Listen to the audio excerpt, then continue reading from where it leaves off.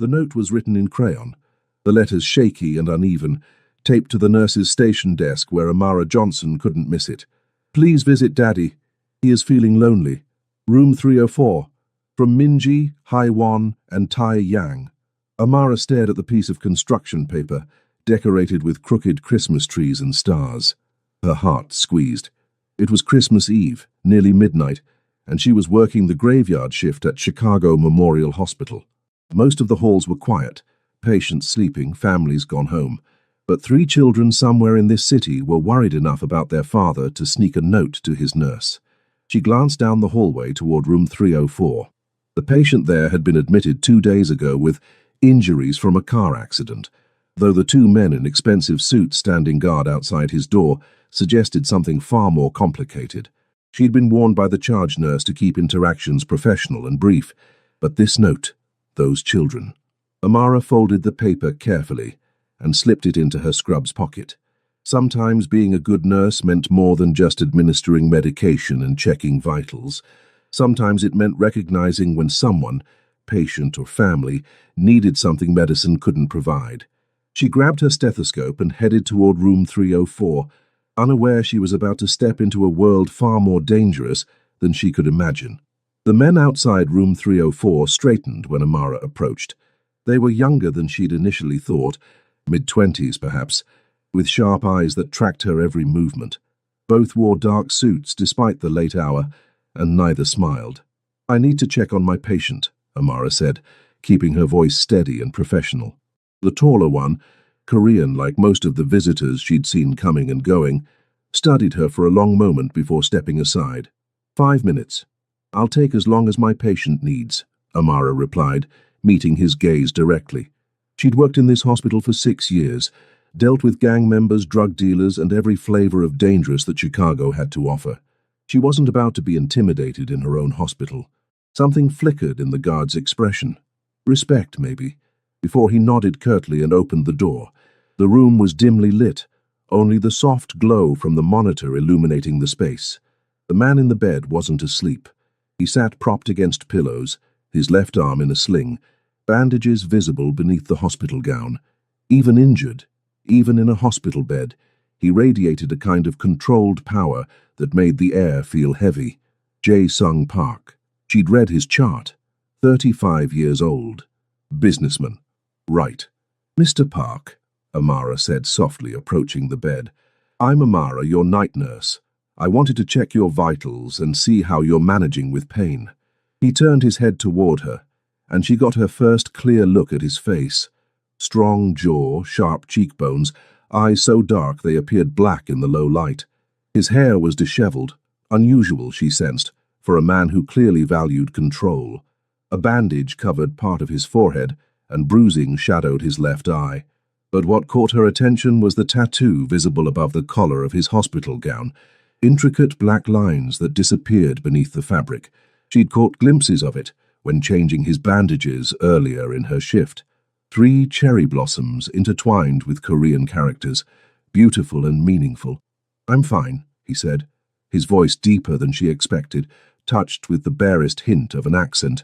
"You don't need to be here." "Your children disagree." Amara pulled the note from her pocket and held it up. "Minji, Haiwan, and Taeyang are worried about you." The change in him was immediate. His entire body tensed, his good hand gripping the blanket. Where did you get that?" "They left it at the nurse's station." Amara moved closer, setting the note on his bedside table. "I'm guessing they bribed or sweet-talked someone into bringing them here earlier." Jae-sung closed his eyes, and for the first time since she'd entered, he looked less like a dangerous man and more like an exhausted father. They were supposed to stay home with their grandmother. 6-year-olds don't always follow instructions, especially when they're scared. Amara began taking his blood pressure, her movements efficient but gentle. "How long since you've seen them?" 2 days. His voice was rough. "Since before the accident." Amara didn't comment on the pause, the way the word accident sat heavy and false between them. She noted his blood pressure, slightly elevated, and moved to check his temperature. That's a long time for little ones, especially at Christmas. It's safer this way. Safer for whom? Amara met his eyes as she removed the thermometer. "Mr. Park, I don't know what kind of business you're in, and frankly, it's not my concern. But I do know scared children when I see evidence of them. And I know that whatever danger you think you're protecting them from, the fear of losing their father might be worse. Jae-sung stared at her for a long moment. Most people, especially women, especially civilians, wouldn't speak to him this way. They either feared him or wanted something from him. But this nurse with warm brown skin, natural hair pulled back in a neat bun, and eyes that held both compassion and steel, seemed to see him as simply a patient, simply a father. "What would you suggest?" he asked finally. Amara pulled out her phone. "A video call, just a few minutes.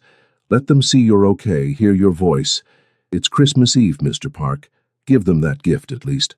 He hesitated, and she could see the war playing out behind his eyes, the desire to see his children versus the need to maintain the walls he'd built around them, around himself. "Please," Amara added quietly. "I can step outside if you need privacy." "No." The word came quickly. "Stay. In case—" He didn't finish, but Amara understood. "In case I don't know what to say, in case I break, in case I need someone to help me be strong for them." She dialed the number he provided, and within seconds, 3 small faces filled the screen, crowding together, eyes wide with hope and fear. "Appa!" they cried in unison, and Amara watched as the dangerous man in the hospital bed transformed into something else entirely, a father who loved his children so much it clearly terrified him. "Appa, are you coming home soon?" Minji's face was closest to the camera, her dark eyes so like her father's, red-rimmed from crying. She wore pink pajamas with reindeer on them, her hair in 2 neat braids. "Soon, Tal," Jae-sung said, his voice gentler than Amara had heard it. "The doctors are taking good care of me." "Nurse Amara is taking care of you?" Haewon pushed his face into view, nearly knocking his sister aside. He had a gap-toothed smile that he wasn't currently using, his expression solemn. "Is she nice? Does she give you medicine that tastes bad?" Despite everything, Amara smiled. "I try to make sure nothing tastes too terrible." 3 pairs of eyes locked onto her, and suddenly she was the focus of their intense scrutiny. She could see Jae-sung in each of them, the same dark eyes, the same serious way of studying the world. But there were differences too, hints of the mother they'd lost in the shape of their smiles, the curve of their cheeks. "You're pretty," Minji announced, "like a princess. Right, Tae-yang?" The third triplet, who'd been quiet until now, nodded shyly. He was smaller than his siblings, Amara noticed, and seemed more reserved. "Do you like Christmas, Miss Amara?" "I do," Amara said, moving closer so she was in frame beside their father. "Though I'm working tonight, so I'm spending it at the hospital." "You're alone?" Haewon's expression turned distressed. "On Christmas? That's sad." "I'm not alone," Amara assured him. "I have lots of patients to take care of, and that makes me happy." "But you don't have family?" Minji pressed. "No kids? No husband?" "Minji," Jae-sung said sharply. But Amara laughed. "It's okay. No, I don't have children or a husband. My family is in Atlanta, but someone has to work on Christmas and I volunteered so nurses with young kids could be home." The 3 children exchanged looks, some silent communication passing between them that only siblings, especially triplets, could understand. "Halmayoni says we need to sleep now," Tae-yang said reluctantly, "but we wanted to see you first, Appa. We were worried." "I know, Adul, I'm sorry." Jae-sung's hand tightened on the phone. "But I'm okay. And I'll be home as soon as the doctors say I can leave." "Promise?" All 3 children spoke together. "I promise." They said their goodnights, each child pressing their face close to the camera as if trying to kiss their father through the screen. When the call ended, the room felt suddenly emptier, the silence heavier. Jae-sung set the phone down carefully, his movements controlled, but Amara saw the tremor in his hand. She said nothing, giving him space to compose himself, busying herself with adjusting his IV, even though it didn't need adjusting. "Thank you," he said finally, "for the note, for the call. You didn't have to do that." "Yes, I did." Amara met his eyes. "I'm a nurse, Mr. Park, taking care of people, all aspects of them, not just their physical injuries. That's my job.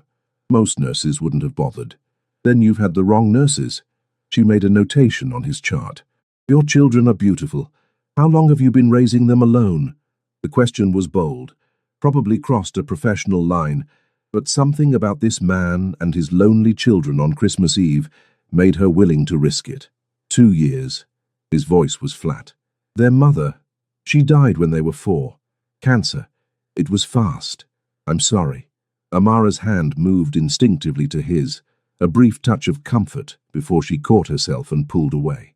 That must be incredibly difficult. They barely remember her. Jae-sung stared at where her hand had been. Sometimes I think that's worse. They're growing up without a mother, and soon they won't even have memories of her. They have you, Amara said firmly, and from what I just saw, you're a good father. That matters more than you might think. Jae-sung laughed, but there was no humor in it. A good father wouldn't have ended up in a hospital bed 2 days before Christmas. A good father wouldn't have men with guns standing outside his door. A good father wouldn't be involved in things that might make his children targets. So he wasn't even pretending it was just a car accident. Amara appreciated the honesty, even if it confirmed her suspicions about exactly what kind of business Jae-sung Park conducted. A good father, Amara said slowly, is one who loves his children and tries to do right by them, even when he makes mistakes. And from what I just witnessed, Mr. Park, you clearly love those 3 kids more than anything. Before he could respond, raised voices erupted from the hallway. Amara spun toward the door as it burst open, one of the guards stumbling backward, hand reaching for something under his jacket. Boss, we have a problem. A man pushed past the guard, and Amara's training kicked in immediately. She positioned herself between the stranger and her patient, one hand reaching for the call button. Get away from him, the newcomer snarled. He was tall, broad-shouldered, with a scar running down his left cheek, his eyes locked on Jae-sung with pure hatred. You think hiding in a hospital will save you? You think, Amara, move! Jae-sung's voice was cold, commanding, nothing like the gentle father from moments ago. But Amara had spent 6 years working in one of Chicago's busiest emergency rooms. She'd dealt with violent patients, gang confrontations, and more threats than she could count. She didn't move. Sir, you need to leave immediately, or I'm calling security, she said, her voice steady despite her racing heart. This is a hospital, and you're disturbing a patient. The man's attention snapped to her, and something ugly twisted his expression. You his whore? That's why you're protecting him.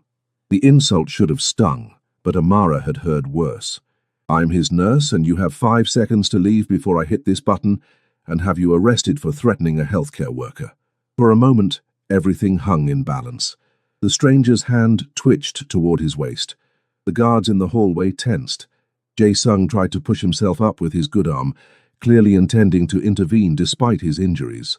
But Amara held her ground, thumb hovering over the call button, eyes locked on the intruder with the kind of fearless determination that came from years of refusing to be intimidated by anyone. The stranger took a step back, then another. This isn't over, Park. You and I both know it. He turned and left, the guards following, and suddenly the room was silent again except for the steady beep of the heart monitor that had definitely increased its pace. Amara's hand was shaking as she lowered it from the call button. The adrenaline that had kept her steady was beginning to fade, replaced by the delayed realization of how dangerous that situation had been. You shouldn't have done that. Jae-sung's voice was tight.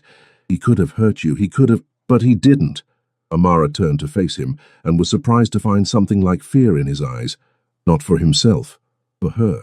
And I wasn't about to let anyone threaten a patient in my care. You don't understand what you just... I understand enough. Amara checked his monitors, noting his elevated heart rate and blood pressure.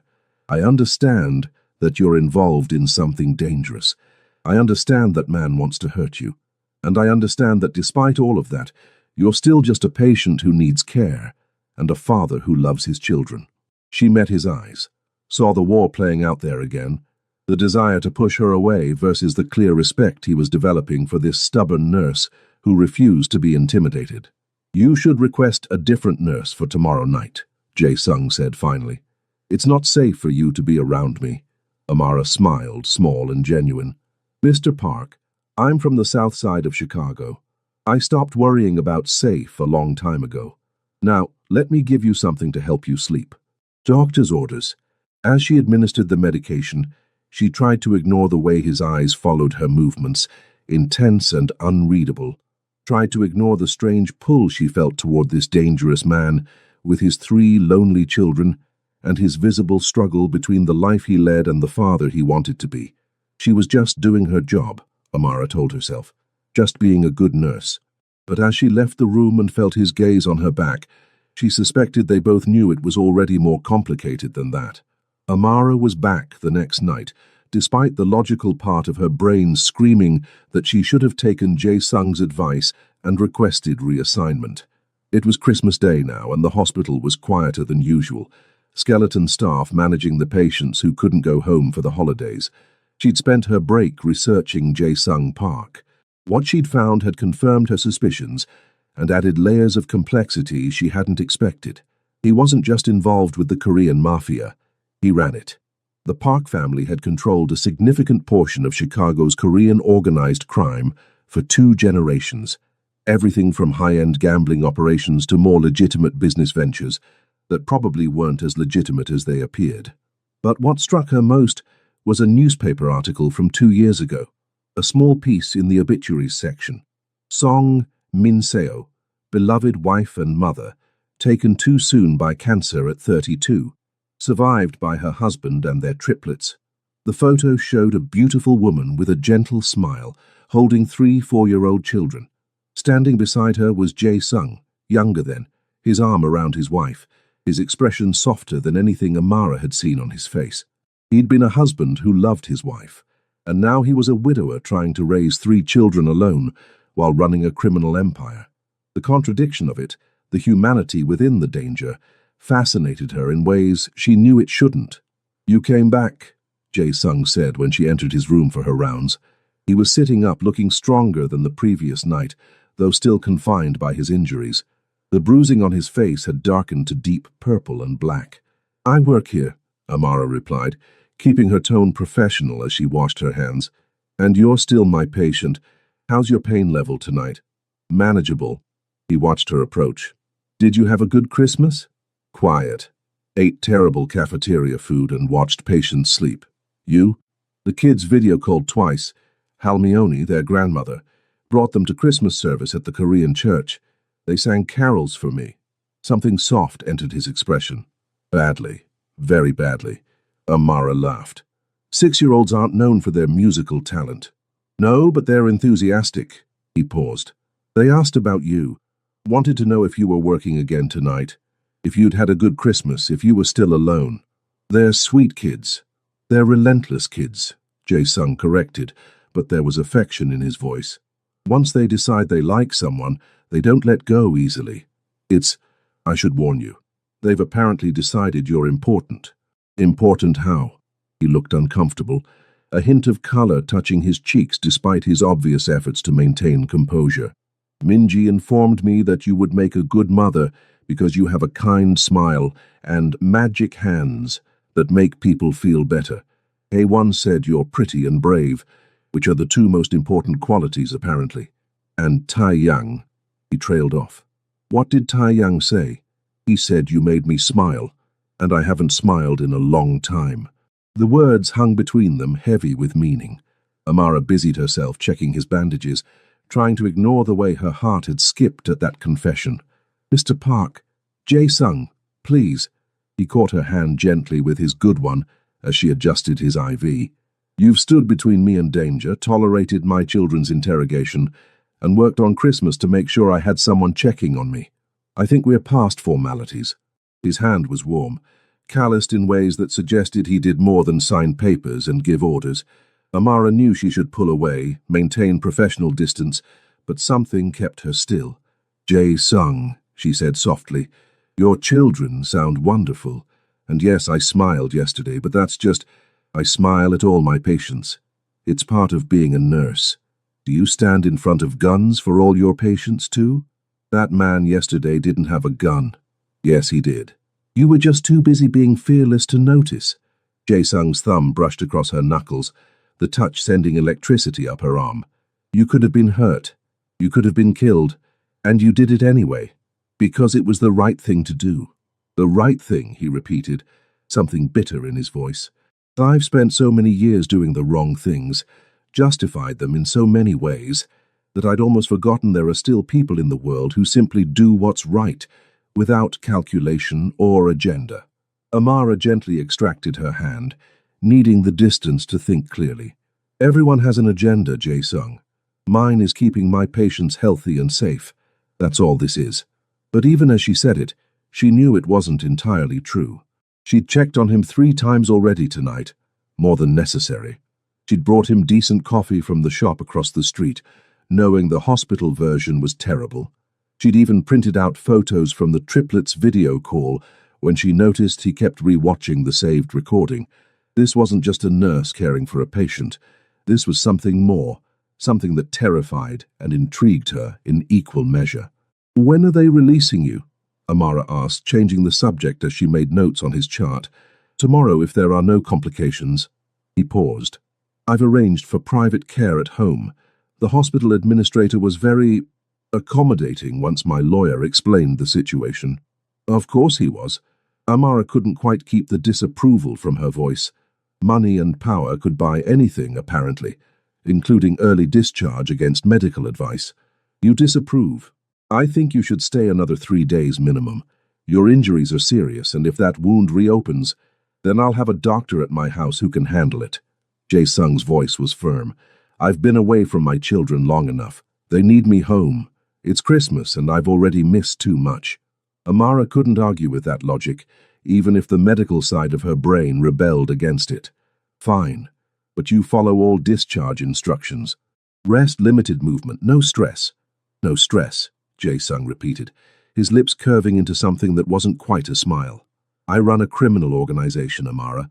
Stress is my job description." "Then delegate," she shot back. "Or are you going to tell me there's no one competent enough to handle things while you recover?" "There are people who can handle the business, but being a father, that I can't delegate." The simple honesty of it, the clear priority he placed on his children over everything else, did something to Amara's heart. This was a man who could order violence, who lived in a world of danger and moral ambiguity, but who loved his kids with a fierce devotion that transcended everything else. "They're lucky to have you," Amara said quietly. "No." Jae-sung's eyes locked onto hers, intense and unwavering. "I'm lucky to have them. They're the only good thing I've ever created, the only pure thing in my life. Everything I do, every choice I make, it's for them, to protect them, to give them a life better than the one I had. Even the illegal choices?" She shouldn't have asked. It was too direct, too confrontational. But Amara had never been good at holding back when something important was at stake. Jae-sung didn't look away, especially those. "The world I grew up in doesn't reward going straight, Amara. My father built this empire from nothing, came to this country with nothing, and created opportunities where none existed. Was it legal? No. Was it necessary? Absolutely. And now I maintain what he built, so my children have security, options, futures that don't involve struggling the way my parents did. There are other ways, are there?" He leaned forward slightly, intensity radiating from him despite his injuries. "Tell me, how many black women do you think would be accepted as nurses at top hospitals 50 years ago? How many Korean immigrants could open legitimate businesses without facing discrimination, violence, impossible barriers? The system isn't designed for people who look like you or me to succeed, Amara, so we find other paths. That doesn't make it right." "No," he agreed, "but it makes it understandable, and sometimes that has to be enough." Before Amara could respond, her pager went off. "Code Blue, room 217. She glanced at it, professional instinct overriding everything else. "I have to go," she said, already moving toward the door. "Amara," Jae-sung's voice stopped her. "Be careful. That man yesterday, he's not the only one who knows I'm here. There may be others who come looking. The guards outside your door can't be everywhere. Please, just be aware. For me." The concern in his voice, the clear worry for her safety despite everything else happening in his dangerous world, made Amara pause. She looked back at him, this complicated man, who defied every simple categorization, and nodded. "I will. And you rest. Doctor's orders. As she rushed out to attend to the code blue, Amara tried to ignore the warmth spreading through her chest, the way her mind kept circling back to dark eyes and gentle voices, and 3 children who wanted their father home for Christmas. She was in dangerous territory, and it had nothing to do with organized crime and everything to do with the way Jae-sung Park was beginning to make her feel things she'd sworn off years ago. Things like connection, like possibility, like hope for something more than lonely Christmas shifts and empty apartments. The code blue took 40 minutes to resolve, an elderly patient whose heart had given out, but who they'd managed to revive. By the time Amara returned to the nurse's station, exhausted and emotionally drained, she found another note waiting for her. This one was on expensive stationery, written in elegant handwriting that was clearly not from a 6-year-old. Please come home with Appa tomorrow.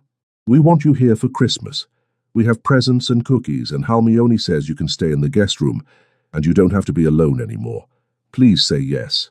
Love, Minji, Haiwon, and Tai Yang, and Appa, even though he didn't write this, but we know he wants you to come too. Amara's hand trembled as she read it. This was crossing every professional line, accepting an invitation to a patient's home, getting involved with his family. With him. But those children were so lonely. And if she was being honest with herself, so was she. She folded the note carefully and slipped it into her pocket, next to the first one. She'd have to decide before tomorrow. She'd have to figure out if she was brave enough to step fully into this dangerous, complicated situation, or if the smart thing was to walk away now, before her heart got any more involved than it already was. Amara stood outside the wrought-iron gates of the Park estate, second-guessing every decision that had led her to this moment. The house beyond, mansion, really, was a sprawling modern structure of glass and stone, nestled in the exclusive North Shore suburbs where homes started at several million and went up from there. Security cameras tracked her movement. The guards at the gatehouse had checked her ID 3 times. She should leave. This was insane. She was a nurse from the South Side who'd grown up in a modest Atlanta neighborhood, and she was about to walk into the home of a Korean Mafia boss because 3 6-year-olds had asked her to spend Christmas with them. But then the gate swung open, and a woman emerged from the house. She was elderly, her silver hair pulled back in a neat bun, wearing traditional Korean hanbok in deep burgundy. She moved with quiet grace, her expression warm but assessing as she approached. "You must be Amara," she said, her English accented but clear. "I am Park Soon-ja, Ye-sung's mother. The children have been watching for you since dawn. Mrs. Park, I'm not sure I should... Call me Halmione. Everyone does." The older woman's eyes crinkled with a smile. "And you should absolutely stay. My son has been unbearable since returning home yesterday, worried you would decline the invitation. The children have been worse. Please come inside before they wear holes in the carpet from pacing." Amara found herself being gently but firmly guided through the gates, up a stone pathway lined with dormant gardens that probably bloomed spectacularly in spring. The front door opened before they reached it, and 3 small bodies came tumbling out. "Miss Amara." Minji reached her first, grabbing her hand with both of hers. "You came. We made cookies and Halmione helped us wrap your present, and Appa said you might not come, but I knew you would because you're nice and—" "Breathe, Tal," Soon-ja said gently, but she was smiling. Haiwon attached himself to Amara's other hand, beaming up at her with that gap-toothed grin. "Do you like kimchi? Halmione made traditional Christmas food, but also Korean food, because Appa says Americans don't always like our food, but I think you will because you're not scared of anything." Tae-yang hung back slightly, shy but clearly excited, clutching a poorly wrapped package to his chest. "I picked your present," he said softly. Minji and Haewon helped wrap it, but I picked it. Amara's throat tightened. These children, these sweet, earnest children who'd had so much loss in their young lives, had welcomed her with such open hearts. How could she possibly regret coming?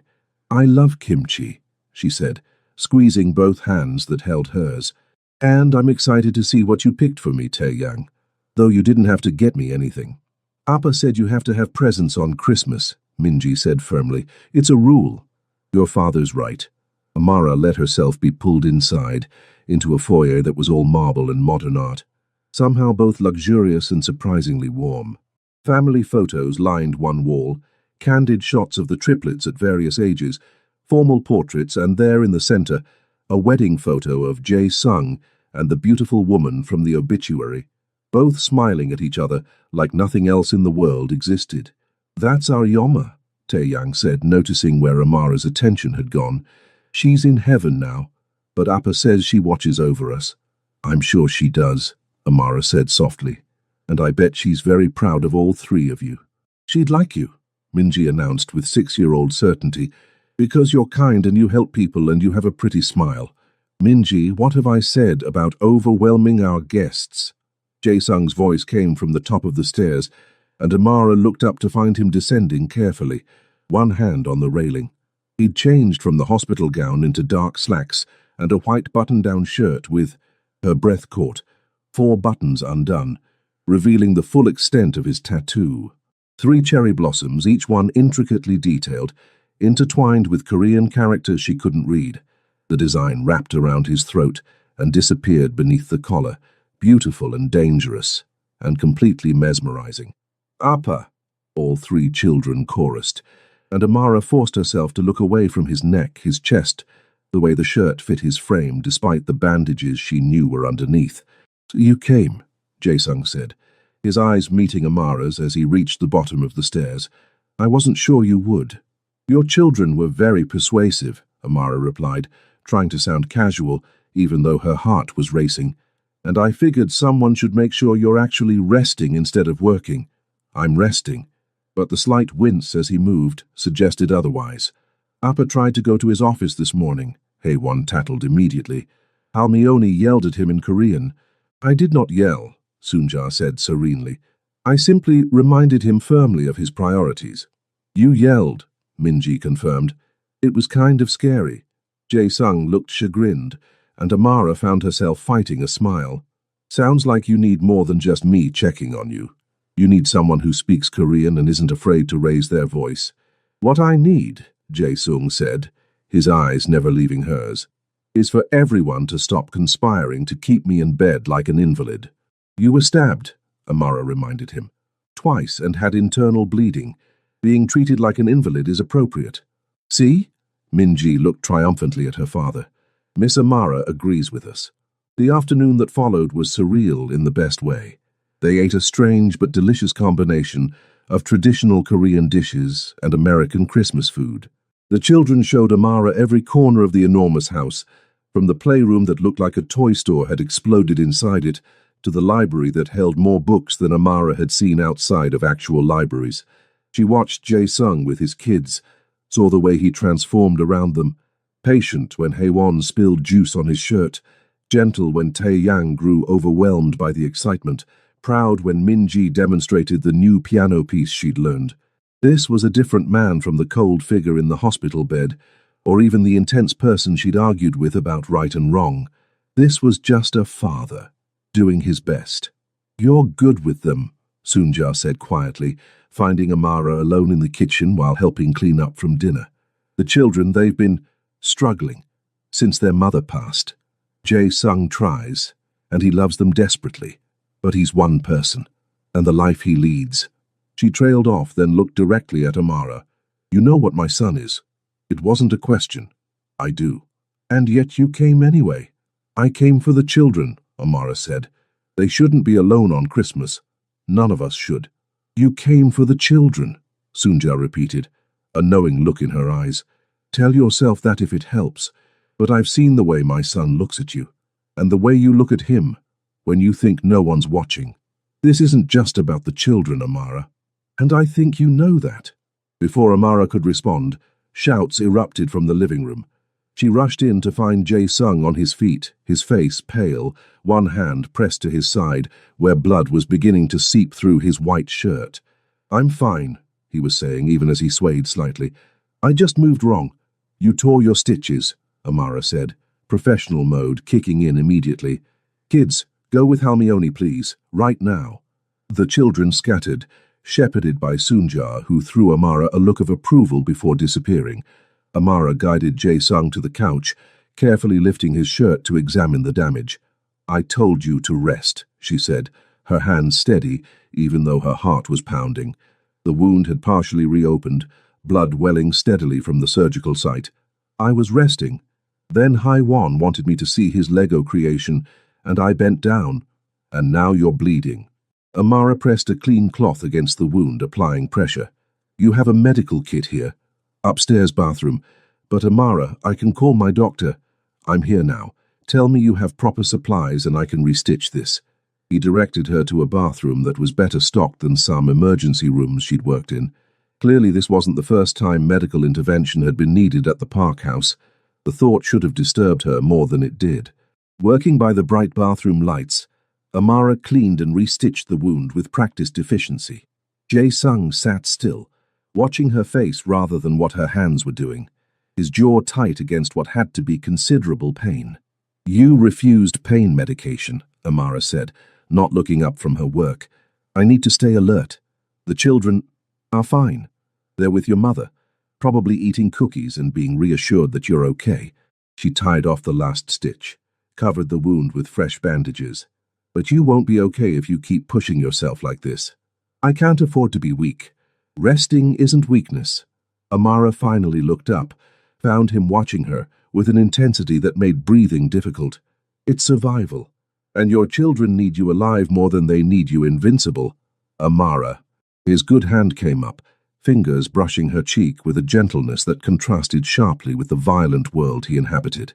Why are you really here? She should move away, should maintain distance, should remember all the reasons why getting involved with a patient, with a criminal, with a man whose life was built on danger, was a terrible idea. Instead, she found herself leaning into his touch, her hand covering his. I don't know, she admitted. I should have said no. I should have stayed away. But those kids and you and I couldn't. I'm not a good man, Jae-sung said softly. I've done things that would horrify you. I've made choices that can't be undone. Getting close to me, it puts you at risk. You saw that man at the hospital. He's not the only enemy I have. I know. Amara's other hand rested over his heart, feeling it beat steady and strong beneath her palm. I know all of that, and I'm still here. Why? Because those children wrote me a note in crayon. Because you love them so much it breaks and remakes you at the same time. Because when you look at me, I feel seen in a way I haven't in years. She took a shaky breath. And because maybe I'm tired of always being careful, always being smart, always being alone. Jae-sung's thumb traced her jawline, his eyes searching hers. I can't promise safety. I can't promise normal. Everything about my life is complicated and dangerous and morally grey. I'm not asking for promises, Amara whispered. I'm just asking, let me see where this goes. Let me be here, for you and for those kids. Let me... He kissed her, gentle. Despite the fire, she could feel him holding back, mindful of his injuries and the chaos of emotions swirling between them. It was a kiss that tasted like possibility and danger, like Christmas miracles and terrible decisions, like everything Amara had been running from and toward simultaneously. When they broke apart, both breathing hard, Jae-sung rested his forehead against hers. Please visit Daddy. He is feeling lonely, he murmured. That's what Tai-yang told them to write. He said I looked lonely in that hospital bed, and he thought maybe you were lonely too, and that maybe we could be lonely together, and then neither of us would be lonely anymore. Amara laughed, the sound slightly wet with unshed tears. That's very wise for a 6-year-old. They're too smart for their own good. Takes after their mother. He pulled back slightly, studied her face. Stay. Not just for today. Stay, Amara. Help me figure out how to be a better father. Help me keep those kids safe and happy. Help me remember that there's more to life than the darkness I usually inhabit. That's a lot of responsibility for one nurse. You're not just any nurse. You're the woman who stood between me and danger, without hesitation. Who sees the man I am and the man I'm trying to be and doesn't run from either. Who my children adore and who my mother already treats like family. I barely know you, Amara protested weakly. Then get to know me. Move into the guest room. Spend time with us. See if this thing between us is real or just Christmas magic and gratitude. His hand tightened on hers. I'm not asking forever. I'm asking for a chance. It was insane. It violated every professional boundary. Her nursing license could be at risk. Her safety definitely was, but looking into his eyes, feeling the warmth of his hand in hers, thinking about 3 sweet children who wanted their father to be less lonely. 1 month, Amara heard herself saying. I'll stay 1 month, trial basis. I keep my apartment, my job, my life outside this, but I'll be here in the evenings, weekends. I'll help with the kids, make sure you actually recover. And we see if this is real. Jae-sung smiled, genuine and warm and transformative. 1 month, I can work with that. From downstairs came the sounds of children calling, eager to open presents, to include Miss Amara in their Christmas traditions. Soonja's voice joined them, amused and indulgent. Amara stood, offered Jae-sung her hand to help him up carefully. Come on, you have children waiting, and apparently I have presents to open. Thank you, Jae-sung said, his voice thick with emotion, for giving us this chance, for seeing us, for being brave enough to try. Don't thank me yet, Amara replied, but she was smiling. We haven't survived a month together. You might drive me crazy. Yours, he said, following her toward the door. We might discover we're exactly what each other needs. As they descended the stairs together to where 3 excited children and 1 knowing grandmother waited, Amara thought about the note that started everything. Please visit Daddy, he is feeling lonely. She'd come to visit. She'd brought Christmas spirit to a man who desperately needed light in his darkness. And in return, she'd found something she hadn't even known she was looking for. A family who needed her as much as she needed them. It wasn't safe. It wasn't smart. But maybe, just maybe, it was exactly right. 3 weeks into her 1-month trial, Amara had settled into a routine at the park house that felt both surreal and completely natural. She'd finish her hospital shift, sleep a few hours at her apartment, then drive to the North Shore suburbs to spend evenings with the triplets, while Jae-sung conducted whatever business he couldn't avoid. Weekends were family time, trips to museums, movie nights, elaborate meals that Soonja insisted on teaching Amara to cook. The children had bloomed under the attention. Minji was bolder, her natural leadership shining through as she organized elaborate games that all 3 participated in. Hae-won had stopped having nightmares, according to Soonja, sleeping through the night for the first time in months, and Tae-yang, sweet shy Tae-yang, had started calling her Miss Amara Ioma, a Korean term of endearment that had made her heart clench the first time she'd heard it. But it was the moments with Jae-sung that confused and thrilled her most. Stolen conversations after the children went to bed, his hand finding hers as they watched movies together, the way his eyes followed her around the room as if afraid she might disappear. He was letting her see more of his world. Not the violence, he was careful about that, but the complexity. The legitimate businesses he ran alongside the illegal ones, the community work he funded anonymously, the fine line he walked between darkness and trying to do right by his family. You're thinking too hard, Jae-sung said now, his voice pulling her from her thoughts. They were in the kitchen, the house quiet around them. The children were asleep upstairs. Soonja had retired to her suite, and it was just the 2 of them in the soft light of under-cabinet LEDs. I'm always thinking, Amara replied, sipping the tea he'd made her. Occupational hazard. What are you thinking about? He moved closer, leaning against the counter beside her, careful of his still healing injuries. How strange this all is. 3 weeks ago, I was spending Christmas alone in a hospital. Now I'm... She gestured vaguely at the house around them. Here, part of your life, part of their lives. Do you regret it? No. The answer came without hesitation. That's what's so strange. I should regret it. This is complicated and dangerous and goes against every logical decision I've ever made, but I don't regret it at all. Jae-sung's hand covered hers on the counter. The month is almost up.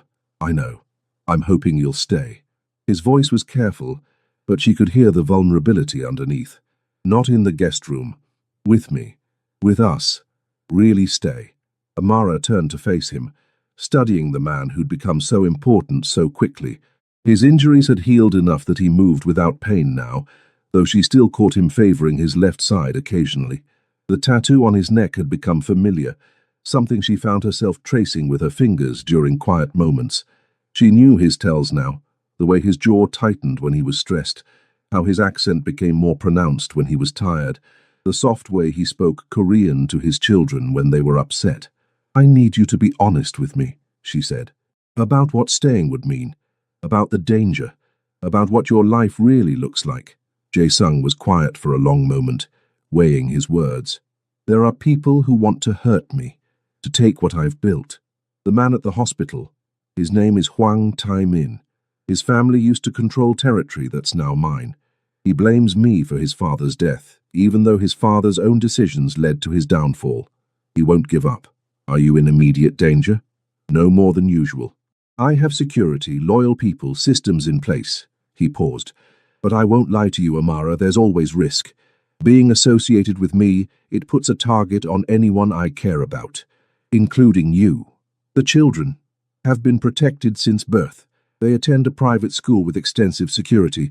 They're never alone. Every person who comes near them has been vetted." His hand tightened on hers. "If you stay, we extend that protection to you. Guards when you need them, secure transportation, everything necessary to keep you safe. I don't want to live in a cage."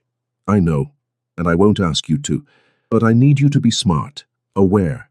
Let us protect you without fighting it every step." He pulled her closer, his other hand coming up to cup her face. "I'm being selfish asking you to stay. The right thing would be to let you go, keep you out of this world, but I can't. Those kids need you. I need you." "Need," Amara repeated softly. "That's a strong word." "It's the right word." Jae-sung's thumb brushed her cheek. "You've brought light into this house, Amara. You've given my children something I couldn't. A maternal presence. Someone who cares for them without agenda or obligation. You've shown me that I can be more than just the head of an organization, that there's room in my life for something soft and good." "I'm not soft." "No," he agreed, smiling slightly. "You're steel wrapped in kindness. You're the woman who stood up to armed men to protect a patient, who calls me out when I'm being stupid, who makes my children laugh and my mother approve." His forehead touched hers. "You're exactly what we need. What I need." Before Amara could respond, her phone buzzed. She glanced at it, saw her supervisor's name, and frowned. "I need to take this. It's the hospital." The conversation was brief, but concerning. There'd been an incident. A patient brought in with suspicious injuries asking specifically for Amara by name. The description the intake nurse gave made Amara's blood run cold. "That's Hwang's younger brother," Jae-sung said immediately when she told him, his expression darkening. "It's a trap, you can't go." "I have to. He's asking for me specifically. If I don't show up, it reflects poorly on the hospital. Could cost me my job." "Your job isn't worth your life." "We don't know it's a trap for certain." But Amara's voice lacked conviction. "I'm a nurse, Jae-sung. I can't just refuse to see a patient because of who they're related to." "Yes, you can. Especially when that patient is using you to get to me." He was already pulling out his phone, texting rapidly. "If you insist on going, you don't go alone. I'm coming with you, and so are my people. You can't walk into a hospital surrounded by guards. Watch me." They argued for 10 more minutes, but eventually compromised. Amara would go to the hospital, but 2 of Jae-sung's most trusted security would be there, dressed as civilians, keeping their distance but watching. Jae-sung would stay at the house with the children, but he'd be in constant communication. "Promise me," Jae-sung said as she gathered her things, catching her hand and pulling her back for one more moment. "Promise me you'll be careful, that you'll leave at the first sign of trouble, that you won't try to be a hero." "I promise to be smart," Amara said, stretching up to kiss him briefly. "And I promise I'm coming back. We still have a week left in our month." "We have more than a week." He kissed her again, deeper, urgent. "We have a lifetime if you'll stay. Please stay, Amara. Don't let fear drive you away." "I'm not afraid," she whispered against his lips. "That's the problem. I should be terrified of all of this, but I'm not. I'm falling, Jae-sung. Falling for you, for those kids, for this strange, complicated life, and I don't know if I'm ready for that." "Then fall," he said simply. "I'll catch you. I promise." The hospital was unusually quiet when Amara arrived an hour later. Her supervisor met her at the entrance, looking concerned. "He's in room 412. Came in complaining of chest pain, but his vitals are stable. Something feels off about this, Amara. Maybe you should—" "I know. I'll be careful." She could feel the security team Jae-sung had sent, even though she couldn't identify which people they were. The knowledge was both comforting and unsettling. This was her life now if she stayed, always aware of potential danger, always watched over, always connected to Jae-sung's dark world. Room 412's door was closed. Amara took a deep breath, settled her professional mask in place, and entered. The man in the bed looked nothing like his brother. Where Hwang Tae-min was rough and scarred, this man was refined, almost delicate. But his eyes held the same cold calculation. "Nurse Johnson," he said, his English perfect. "Thank you for coming. I know it's unusual, requesting a specific nurse. What seems to be the problem, Mr. Hwang? Please call me Seung, and the problem—" He sat up fully, and Amara's instincts screamed. "The problem is that you've inserted yourself into business that doesn't concern you." Amara moved toward the door, but it opened before she reached it. Hwang Tae-min stepped inside, and this time there was definitely a gun visible under his jacket. "Going somewhere?" he asked, his voice mocking. "We're just getting started." But before he could say more, the door burst open again. Not Jae-sung, he'd promised to stay with the children, but 5 men and women in hospital security uniforms, weapons drawn. "Chicago PD undercover detail," the lead officer said, and Amara recognized her. Officer Martinez, who'd been working hospital security for months. "Hands where we can see them. Now." The Hwang brothers were arrested within minutes. Both wanted on outstanding warrants that Amara suspected Jae-sung had made sure would be enforced at exactly this moment. As she gave her statement to the police, her phone buzzed with a text from Jae-sung. "I told you I'd protect you, always. Come home, Amara. Come home to us." Home. When had the Park House become home? When had Jae-sung and 3 6-year-olds become her family? But as Amara drove back through the quiet streets, away from danger and toward the lights of the house where people who loved her waited, she realized it didn't matter when it had happened. It only mattered that it was true. She found Jae-sung in the living room, trying to pretend he hadn't been pacing. He crossed to her in 3 strides, pulling her into his arms with a desperation that spoke of every fear he'd been holding while she was gone. "You're okay," he breathed against her hair. "You're okay. I'm okay. Your security team was perfect, and apparently you had undercover police already in place. I've been working with the district attorney for months, building a case against the Hwang family. Tonight just accelerated the timeline." He pulled back enough to see her face. "I'm sorry you were used as bait." "I wasn't bait, I was protected." Amara's hands framed his face. "You kept your promise. You kept me safe without caging me, without taking away my choices. Amara, I'll stay." The words came easily. Felt right. Not just for the rest of the month, really stay. Move in, be part of this family, figure out how to balance my nursing career with your world. "I'll stay," Jae-sung. His kiss was answer enough. But when they broke apart, he said the words anyway. "I love you. I know it's fast, I know it's crazy, but I love you. From that first moment you stood between me and danger, fearless and stubborn and absolutely perfect." "I love you too," Amara whispered. "You and those 3 troublemakers upstairs. This whole complicated, beautiful mess." "Miss Amara," Minji's voice came from the stairs, followed by the thunder of 3 6-year-olds who should absolutely have been asleep. "Are you back? Did you fight bad guys? Are you staying forever now? Can we call you Ioma instead of Miss Amara Ioma?" Jae-sung groaned, but Amara laughed, opening her arms as all 3 children barreled into her. "I'm staying, and you can call me whatever feels right." "Ioma," Tae-young said firmly, snuggling against her side. "You're our Ioma now." "Then I'm your Ioma now," Amara agreed, feeling her heart expand to hold all of this, the danger and the love, the complications and the certainty, the man watching her with devotion in his eyes, and the children who'd brought them together with a simple crayon note. Soonja appeared in the doorway, took in the scene and smiled. "Welcome home, daughter," she said in Korean, and Jae-sung translated softly. "Welcome home," he echoed. "Thank you for bringing Christmas spirit to our lives, for making us whole again." Amara looked around at the family that had claimed her as their own, at the home that had opened its doors, at the future that was complicated and dangerous and absolutely right. "Thank you for being lonely enough to need me," she replied, "for writing that note, for giving me a reason to stop being alone. 3 children, 1 man, and an entire future stretched out before them. It wouldn't be easy." There would be dangers and challenges and moments when the two worlds she belonged to would clash. But standing there surrounded by love, Amara knew one thing for certain. Sometimes the best Christmas miracles were the ones you never saw coming. The ones that started with a plea written in crayon and ended with a family made whole. And sometimes, being brave enough to visit someone who was lonely meant discovering you'd been lonely too, and finding exactly where you belonged. 6 months later, the Park House had transformed in subtle but meaningful ways. Amara's medical textbooks shared shelf space with Minji's princess stories. The kitchen held both kimchi in traditional earthenware and the ingredients for Amara's grandmother's peach cobbler. Photos had been added to the family wall, Amara with the triplets at the zoo, Jae-sung and Amara at a charity gala, all of them together at Minji's piano recital.